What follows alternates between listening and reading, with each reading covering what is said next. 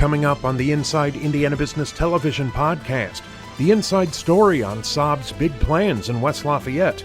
The Bee Corp buzzes about a new headquarters. IU researchers double down on climate change. We introduce you to veteran-founded UFC Gym. Hoosiers are helping Kenya deal with a health crisis. WGU Indiana's new chancellor outlines her vision, and we get perspective on the week's top stories from our panel of insiders. Welcome to the Inside Indiana Business Television podcast. I'm Andy Ober. Sweden-based Saab, which makes products for the military defense and civil security industries, is planning to bring its first U.S. manufacturing operation in Indiana to the Purdue Research Park Aerospace District. The project could create up to 300 jobs over the coming years. Indiana Secretary of Commerce Jim Schellinger joined Inside Indiana Business host Gary Dick to talk about how the deal came together and what it means for the state. Let's talk about this. Was a high-profile project for a number of months. Saab expressed interest or looked around at a number of locations. Talk about how the deal came together and how many states were really in competition. It's so exciting because the governor and our board of directors at the IDC, as a part of our Vision 2020, our global vision, set out to really continue to build this great ecosystem in aerospace and aviation that we have in defense. And this goes right into that sweet spot. So we were one of 10 states they looked at. We had 4 different interviews, one out in Washington, D.C. They narrowed it down to 3 states and 4 sites, and Indiana had 2 of those sites, and the one selected obviously up at the aerospace district at Purdue University.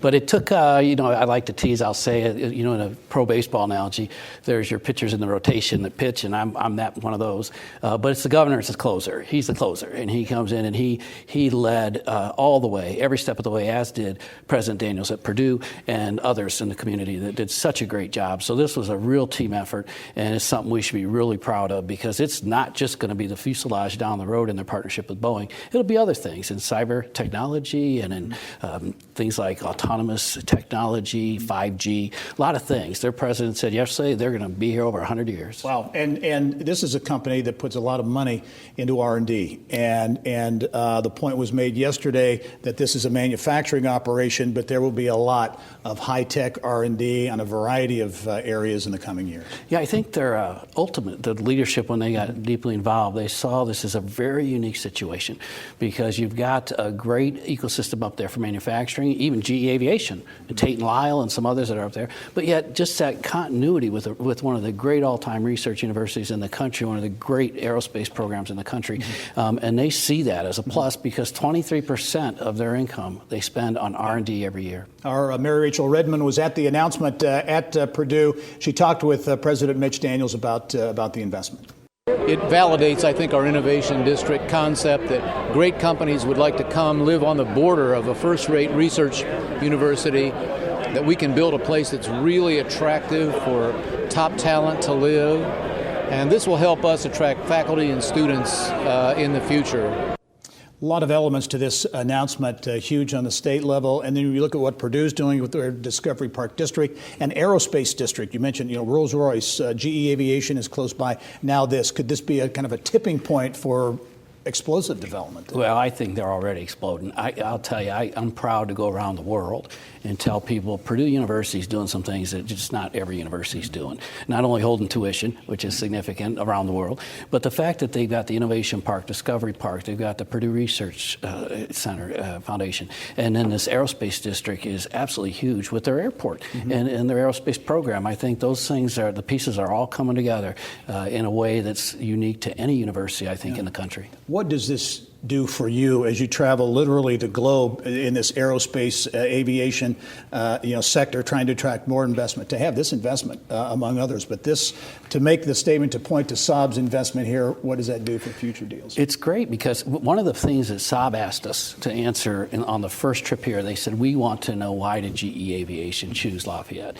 And so rather than try to backtrack all that history, we just had GE tell them. And it was beautiful because here's one of our great companies in the state that they can tell our story better than we can. Yeah. I want to ask, shifting gears a bit, another big deal, the USDA, the U.S. Department of Agriculture, looking to relocate 2 divisions, key divisions outside of D.C. Indianapolis, West Lafayette, Kansas City, Research Triangle Park are the finalists. Yeah, we're excited. 136 sites are submitted from 35 states, and we're down to one of 3. So they're, again, a testimony to the quality of the Midwest and Indiana as a whole. So for their Economic Research Service is one part of that, and the second part of it is the National Institute of Food and Agriculture. And so those total about 600 jobs, and we're shortlisted for it, and we like our chances a lot. Yeah. 10 seconds, big international presence at the 500 you'll be entertaining. Yeah, once again, the governor will have almost 17 or 18 nations represented that will come here. There'll be Indiana leadership from business and from government. There'll also be U.S. ambassadors, foreign ambassadors, foreign consuls general. It's really become a really big marketing thing for us. All right, Jim Schellinger, some big wins for the state of Indiana. Indiana Secretary of Commerce, as always, thanks for joining us. Thank you, Gary. All right. Still to come, IU looks at what people really think about climate change, and a military veteran brings a new gym concept to Indiana. But first, the Bee Corp is buzzing with news. It's moving its headquarters from Bloomington to Indianapolis and launching a new product. CEO Ellie Sims came in studio to talk about the big news. The Bee Corp is, and you're in the ag bioscience space, and really one of the startups that's gotten a lot of attention. Talk about the Bee Corp and your initial launch and how you launched and this pivot to a new product. Yeah, so we launched focused on backyard beekeepers and hobbyist beekeepers, and this pivot really allows us to really work in the commercial space and get closer to the food production element of pollination. Okay, talk about the product is Verifly. And talk, if you would, about that process and how you decided, hey, we really need to shift here and go a little bit of a different direction. We did it through the grant we received from the National Science Foundation. It's great. They make you do all these customer interviews before you develop technology. And when we learned our customer's customer, so the grower, needed hive health information to make sure the crops could get pollinated, we decided this is a better market opportunity. Bigger checks, larger opportunities there. And so we decided to rein our focus, roll down products, and pivot over to that. Okay, this new product is called Verifly. Give us in a nutshell what Verifly is all about. Yeah, so for growers that have to rent bees to pollinate a third of the food we eat, Verifly uses infrared image analysis to help the growers measure their pollination contract value and be able to make decisions to protect that food supply. What's the potential you see with Verifly? Obviously, you're very excited about it. I'm yes, definitely the team is excited. Verifly will directly impact how we produce food. It allows growers and beekeepers to finally properly measure this important input. And we think there's great potential, and we've already been able to scale much more quickly under this model. So it's great for the business and much better for the industry. And talk about, if you would touch on this, because a lot of people have no idea of the impact that bees have on the food system, on the economy. The numbers really are staggering.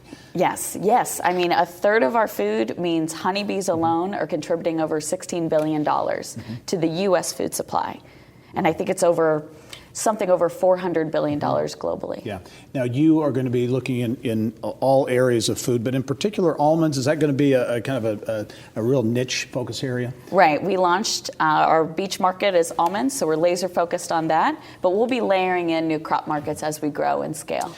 Growing and scaling, you are growing. You've got a small number of employees You're looking to perhaps double that number this year, and also move out of the mill in Bloomington, moving to Indianapolis. Yes, absolutely. Bloomington was a great community for us to get started, but we've got to make key hires to scale and want to move into a bigger talent market to be able to do that. And you have made a recent hire, right? A high-profile hire as well. Yes, absolutely. Coming from Amazon, so we're excited to bring him. He's from Indiana, and we're bringing him back to the state. Okay, and we'll learn, I think, in the week ahead where you're going to be moving in downtown Indianapolis. Ellie Sims with the Bee Corp. We'll continue to follow your interesting story. Good luck going forward. Thanks. All right.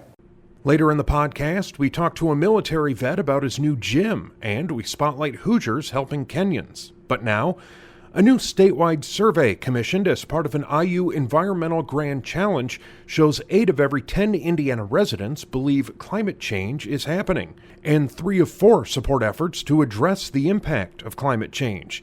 IU is helping fund a team of more than 120 researchers working on the issue.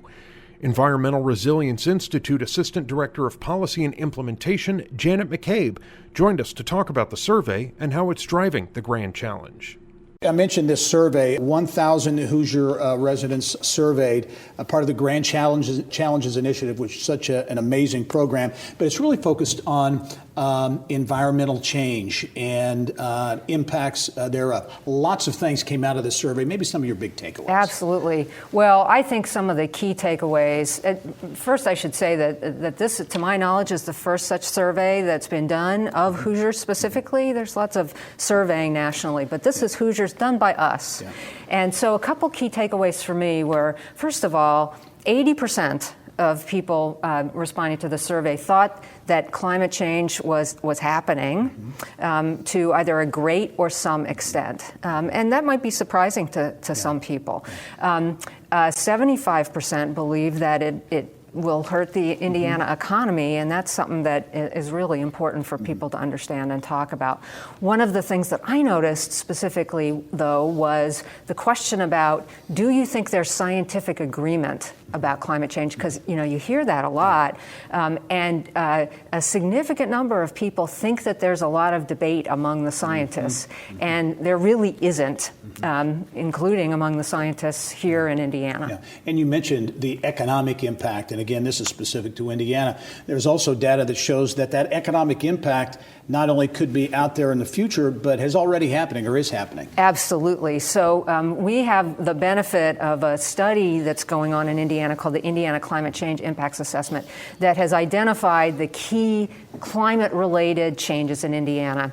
Flooding, which I think many of your viewers may have personal experience of, and hotter temperatures. So since 2011, extreme weather has cost the state of Indiana $6 billion already. And these changes are predicted to increase as the temperatures continue to warm. That doesn't mean we can't do things to be ready and try to mitigate these damages, but we're already seeing them happen. And a lot of the people who responded to the survey agreed with that. And as you pointed out earlier, this survey and also the report you just referenced, those are specific to Indiana, so those aren't elsewhere or more global statistics. Those are very focused on the state. Well, and everybody wants that, right? It's fine to hear about what's happening in Miami or to the coral reefs, and we care about those things deeply. But I think more important to people is information produced by scientists they trust here in Indiana about their communities. As we wrap up, where does this go from here? This is a lot of data, survey results. How is this going to be used maybe to shape policy and those types of things? You asked exactly the right question. The whole point of the Grand Challenge, Prepared for Environmental Change, is to connect the dots for Hoosiers. So we need good, accurate information about what's happening to our climate. We need solutions and answers and things we can do, especially for local governments who are really on the front lines of dealing with these changes. And we need to be able to communicate all of these things effectively. So that's what the Environmental Resilience Institute at Indiana University is all about. Very interesting data and statistics on climate change. Janet McCabe, thanks for being here. Look forward to having you back on again sometime. Thanks so much. All right. Remember, you can catch Inside Indiana Business Television on stations throughout the state every weekend. Head to InsideIndianaBusiness.com to check listings. Still to come, Hoosiers are helping with a health crisis in Kenya, and we talk to WGU Indiana's new chancellor. But first, after coming home from a combat deployment in Afghanistan, Todd Wood said he wanted to do something to make an impact on his community. He came across UFC Gym and decided to purchase franchise rights to several locations in the Indianapolis area. He talked about his plans for the business in our Business Spotlight. Thank you very much for your service to our country as well. When you returned from Afghanistan, you and some family members were looking for that next venture, that next adventure maybe, and you settled on the UFC Gym. Now, everyone knows UFC and what it's all about, but maybe not many people know about the UFC Gym and what it's all about. Right. So returning from Afghanistan, you're looking for how do you make an impact, because that's what we do when we're overseas. And we found UFC Gym, and I was talking with the family, and the concept came up and it spoke to us that, hey, this is a way that we can bring something to Indianapolis and make an impact to the community at large. This is really the first brand extension of UFC back in 2009. Correct. Since that time, they've certainly grown this concept. Give us a description of what UFC Gym is all about. You just opened a couple of weeks ago. Give us really a thumbnail description of what the experience is like. So the first location we opened is 146 in Hazeldale, and it's the Class, which is a studio concept, and primarily with women, in that they can come, have a great place to go to do a boxing type workout or high intensity interval training. So the idea, as we were talking off camera, working out can sometimes be a lonely, kind of a solitary experience. This is the opposite of that, right? It's the opposite, community correct. concept. It's about community, it's about people, it's about doing it together, and having fun at the same time. Mm-hmm. In terms of the experience, a couple of things that I thought interesting. UFC, you have that perception of what that's about. This UFC Gym, you really have a lot of families. It's designed for families and a lot of women participation. Yeah, so we found that about 70% of our members are women. And we can have classes for youth as young as 13 years old. Mm-hmm. Where do you see growth opportunities? You, again, have just opened in Noblesville a couple of weeks ago, but I think you have the franchise for maybe some expansion and growth. So we have it for Central Indiana, and then in the fall, in 2019, we're opening another location in Whitestown. Okay, and you see multiple, this is perhaps multiple opportunities. We do all throughout Central Indiana and Indianapolis. All right, Todd Wood is the owner of UFC Gym in Noblesville, just opened in Noblesville, a new way to train and get fit. Todd, thanks again for your service. Thanks for being here. We'll be following your story. Appreciate it. Thank you. Later in the podcast, the new leader of Indiana's online university outlines her vision, and our insiders take on the week's top stories. But now, 4 Hoosiers have arrived home safely from Kenya, where they offered medical expertise to local hemophilia healthcare providers and patients. The trip centered around establishing a new hemophilia outreach site. Chris Roberson with the Indiana Hemophilia and Thrombosis Center joined Kylie Valletta in the business of health. Let's talk first about the need. Here in the U.S., hemophilia is relatively easily treated, but that's not the case in Kenya. It's not, that's right. In the U.S., we have great treatment available for individuals with hemophilia. We have a network of federally recognized hemophilia treatment centers throughout the country. But in places like Kenya, about 90% of individuals are not even diagnosed, let alone do they have access to treatment. So let's talk about the progress you've made there. Your center has plugged into IU's AMPATH program. That's a long-standing program in Kenya. You're really wanting to make a difference in these people's lives. So tell us about the progress you've made. Yeah, so we've been going to Kenya for about 9 years now. When we first went to Kenya, we were told by folks that have been there for years that they've never seen somebody with hemophilia. We knew that individuals with hemophilia existed in Kenya, but we suspected correctly that they had not yet been diagnosed and hadn't had access to treatment. So since our first trip in 2010, we've established a diagnostic lab, which has allowed us to identify individuals with hemophilia. We've worked with both pharmaceutical manufacturers to ensure that there's donated medication that's available once they are diagnosed. And in the event that that type of medication isn't available, we've worked with the local blood bank so that they can develop quality assured blood products to treat individuals who might be having a bleed or needing treatment. We've also done a lot to raise public awareness. Hemophilia is a very rare disorder, so even in the US, it's not uncommon for folks to not have heard of it. So we've worked both with patient advocacy organizations as well as healthcare providers to really raise public awareness of the disorder. And the registry has grown. You've more than doubled the registry, so made a lot of progress getting patients on that registry. What are the future plans for the program? Where do you go from here? Well, definitely expanding the number of individuals diagnosed and identified. It's estimated that about 4,000 people have been born in Kenya with hemophilia. Probably 2,500 to 3,000 of whom are still living, and we've only diagnosed a fraction of that. So we definitely want to continue to expand our efforts and identify more patients and make treatment available to them. We've also done a lot of work in the field of sickle cell disease, which is actually more common in Kenya than throughout the U.S. And it's a disorder in which a lot of individuals die preventable deaths very early in life. So we'd like to expand our efforts to treat more patients with sickle cell disease as well. And your staff, they make a lot of trips there. You've been 13 times. I have. So what is your personal takeaway when you go there? What do you walk away with? What's the experience like? It's so hard to describe. It's so personally impactful on everybody that makes the trip. You can make such a difference in a place like Kenya, in any resource-constrained environment, by bringing our knowledge and experience. But I think even more impactful is walking away from trips knowing that you may have gained more than you've given. The Kenyans have so much that they've shared with and taught us, and we've been able to bring those lessons and things back to better serve Hoosiers here in Indiana. And talk about your goal to not run the program from here in Indiana, or even when you go over there, but to really equip the Kenyans to sort of oversee and manage this program. Yeah, that's right. I mean, the field of public health globally is such a sensitive topic, and I think IU's program, the AMPATH program, has really gotten it right. They've been there for 25 years now, and right, they don't try to run the program at all. They really stand side by side, if not behind the Kenyans, and empower them to lead the program. And so we've tapped into that program and have similarly relied on our Kenyan counterparts to really lead the way, and have just done anything we can to support them. And we have just a little bit of time left, but what are the big challenges as you look forward? What anxiety or what challenges are there to address? Well, finding those patients that I alluded to earlier is certainly a huge challenge. The public health infrastructure in Kenya is just very challenging. Everything from public roads to just access to folks who live in really rural parts of the country and just don't have readily available access to care. So we'll continue to try to address those barriers and overcome those challenges.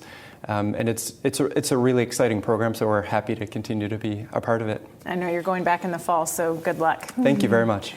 Still to come, perspective on the week's top stories from our panel of insiders. But first, WGU Indiana, the state's public online university, has named Allison Bell chancellor.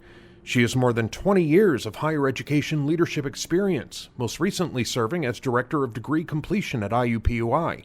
She outlined her plans for the school in our Eye on Education segment.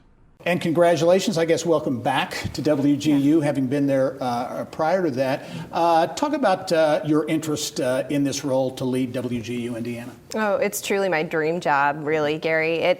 WGU Indiana has such a special vision to expand access to Hoosiers for education, and the opportunity to lead that is just amazing for me. What I think is an interesting element or an interesting aspect of WGU Indiana, while a number of universities are perhaps struggling enrollment-wise, if you look at enrollment at WGU Indiana since 2011 or so, up 166%. Allison Barber, who you succeeded, did a great job in growing the footprint and the brand of WGU Indiana. As you look at that enrollment situation, what is your vision for growing that even more? Well, the most important thing to me is more Hoosiers with their degree. So, of course, that means that our enrollment will grow. And importantly, at WGU Indiana, we focus on the success of our students. Mm-hmm. So it's not just enrolling them, but it's getting them across the finish line. That's my vision. Affordability is a huge issue, obviously, in higher education. Talk about that aspect at WGU Indiana, as well as the fact I was taken by the fact that 72% of students at WGU Indiana classified as underserved. That's right. So our students, they come from rural settings. They're typically first generation, often low economic status. So we're giving students an opportunity to make improvements, not only for themselves but for others. But in order to provide access to higher education, we have to make it affordable. Mm-hmm. So at WGU Indiana, students pay about $6,500 a year for tuition. Also, with our competency-based model, it's flexible. What that means is we give students credit for what they know, and it gives them an opportunity to learn at their pace, which sometimes means they accelerate through. Mm-hmm. So they're paying less, and they're getting done more quickly, which is good for everybody. Yeah. And I know you focus on a number of areas as well, including nursing. I know that's a real focus here. Just winding up, I think, National Nursing or Nurses Week. Yes. Talk about that focus on the nursing profession, which is has a real shortage right now. That's right. So we've been able to educate a number of nurses for our state to address that nursing shortage. And what's good about WGU Indiana is because it's online and it's flexible, we have people who are working in hospitals able to work on their degree at the same time and also do it affordably. And so in that way, we are contributing to the need in Indiana for well-qualified, well-educated nurses. And this week, we have the pleasure of offering $50,000 in scholarships to nurses in Indiana.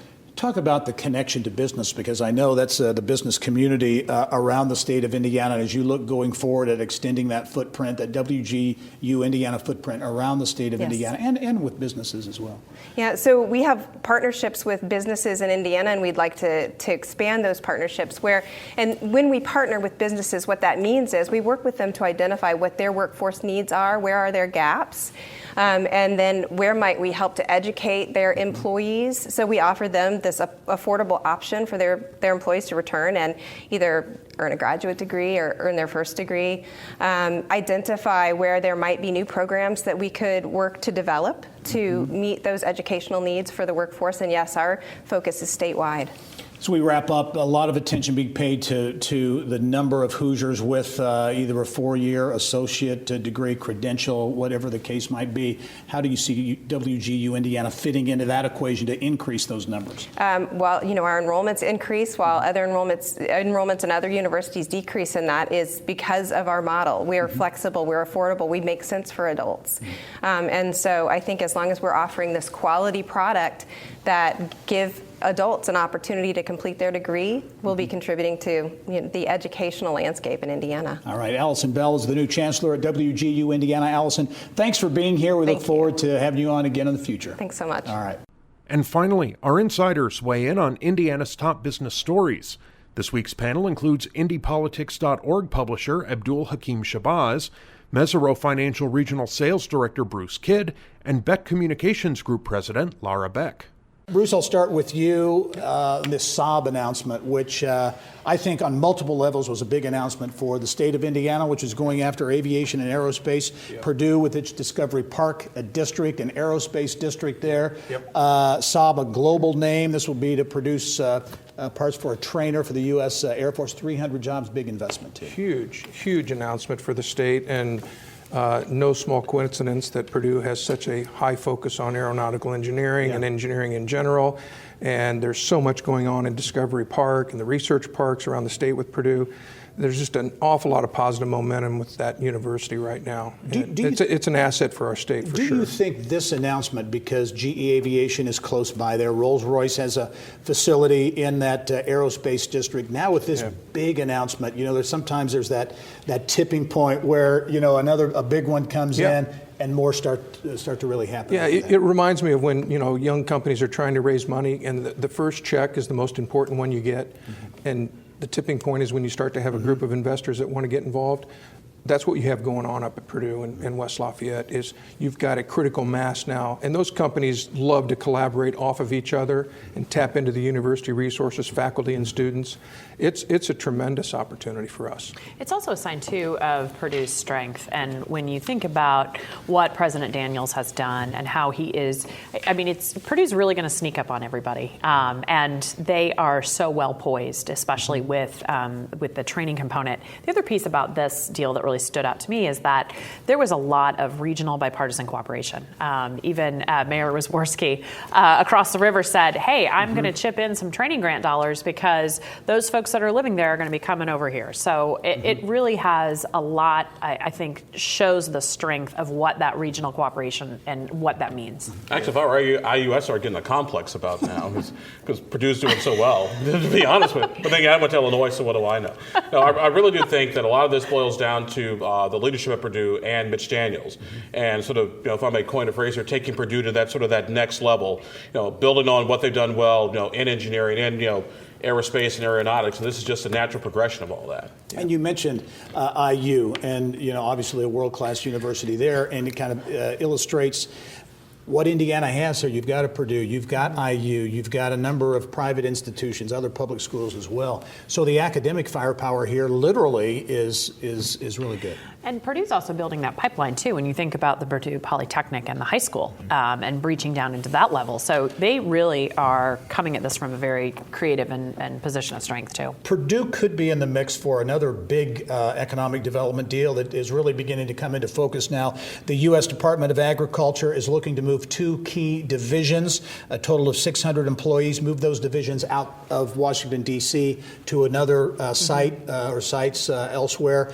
Indiana is one of 3 states, 3 locations now: Indiana, Greater Kansas City, and Research Triangle Park in North Carolina. The sites in Indiana, I'm told, Purdue and Indianapolis, or the Indianapolis area, could be another big announcement. It could be. And I remember when we were talking 20 years ago about competing with the Research Triangle and trying to get to be at their level, and here we're going to be likely exceeding them. I do think it also makes a difference that we have a champion in the Vice President's office and in other Hoosiers and key federal offices, especially as we're working toward this. No, I agree. And also, too, Purdue and Indianapolis make perfect sense because you have the Chicago Board of Trade where you deal with a lot of agricultural commodities and trading, and you definitely want to make sure you're, like I said, in that hub and just at the worst, an hour or 2 drive away. And you mentioned Ted McKinney at the U.S. Department of Agriculture, a high-ranking position there as well. And speaking of agriculture and technology, ag tech, the ag biosciences, a big focus area for Indiana. We saw this week another big announcement. Cormo USA, a Florida-based a joint venture with an international company as well, announcing plans to put its first U.S. production plant in Rush County, $30 million investment, 250 jobs. So this is not an insignificant deal. No, it's a big deal. So point of view is that there are kind of 2 economies in our state. There's the Indianapolis and other big city economies, and then there's the rural economy. And communities like Rushville, this is a huge win for them because they don't have a lot of other industry there right now. They've lost a lot of jobs. This is a big win. And I contend that the ag bioscience space can be something that rural Indiana or smaller communities can cash in on. Absolutely. And back to the USDA announcement, they talked about getting closer to the customer, farmers. We can't get much closer to farmers than Indiana and Purdue-related initiative, and then communities like Rushville. I mean, that's the heart of their customer base. Yeah, and just to piggyback on that, as somebody who teaches in a lot of rural areas for Ivy Tech as part of their dual credit program, a lot of the parents are always worried that when the kids graduate from high school, leave college, they won't come back home because there are no jobs. Therefore, them it's things like this that the kids know they'll be there. So when they finish school, they know they can come back and build a family in their own communities that they grew up in. Yeah. And leading into this, an annual ranking came out this week from Chief Executive Magazine. There are lots of polls that come out. Some I question the validity. Chief Executive, though, is they're polling CEOs, and it I think is really viewed as one that's fairly reputable. Indiana, number 5 on that list.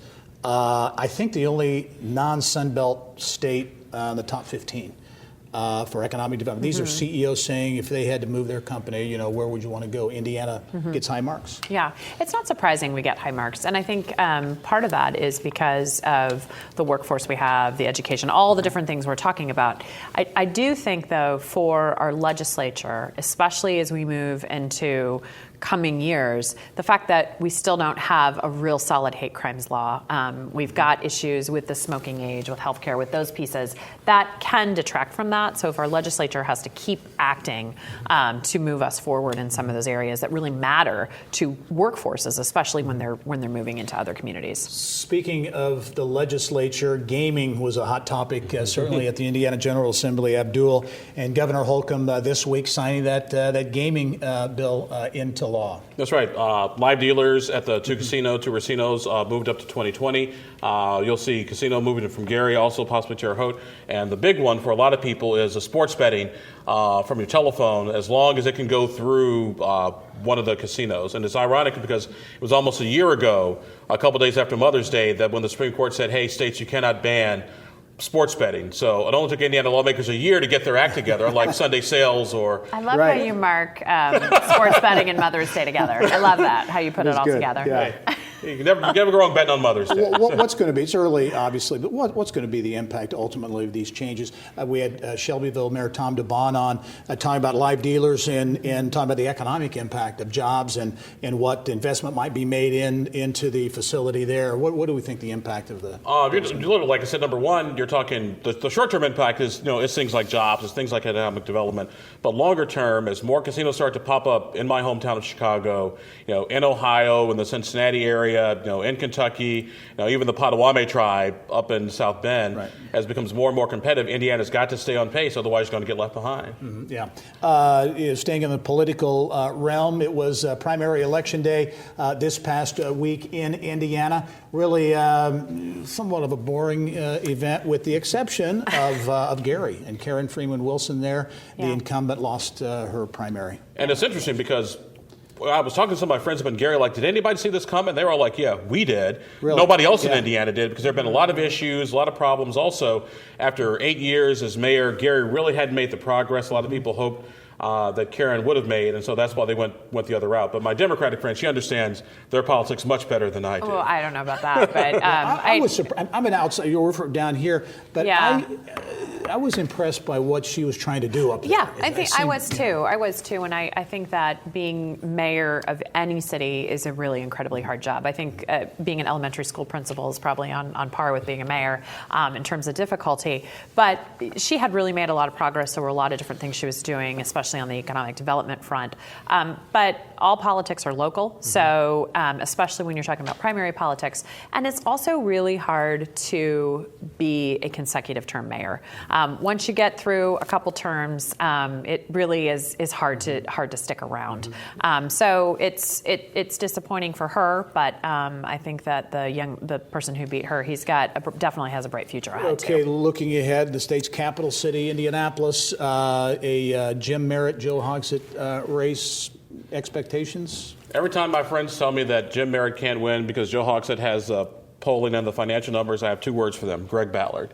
He loves to bring this up. This is like his favorite thing to say to me all the time. That was a property tax issue too, right? Wasn't but we got to understand, though, there were a lot of things going on beforehand, because actually before the property taxes, crime was actually going to be the big issue in the 2007 mayor's race. Property taxes just happened to come out of nowhere. Mm-hmm. And I think fundamentally the odds favor Joe, but I think Jim Merritt has a path to victory. It's a narrow path, but still a path. Mm-hmm. Well, I think that Mayor Hogsett is really going to be coming at this from a position of strength. He has really, the guy's everywhere. He's raised a ton of money. It's going to be really hard for Jim Merritt to raise the kind of money that Joe Hogsett has raised. Plus, he has the bully pulpit of being mayor. Mm-hmm. And I think it's also challenging, too, because even when Senator Merritt has been criticizing the streets in Indianapolis, the Republicans on the council, the city county council, have been saying, hey, stop criticizing this. We voted for this. We want to fix these roads, too. So they're not even in agreement with each other. And that makes it really hard if you're not in agreement. But those are three Republicans who aren't running for re-election, too. Okay. Well, you're not getting the last word today, mister. We will see. We will see. Abdul Hakim Shabazz, Laura Beck, and Bruce Kidd. Thanks very much. That wraps up this week's Inside Indiana Business Television podcast. Remember, you can find all of this week's TV segments, as well as the top business news from throughout the state, at InsideIndianaBusiness.com. While you're there, you can also subscribe to our platform of free e-newsletters. This is Andy Ober for Inside Indiana Business.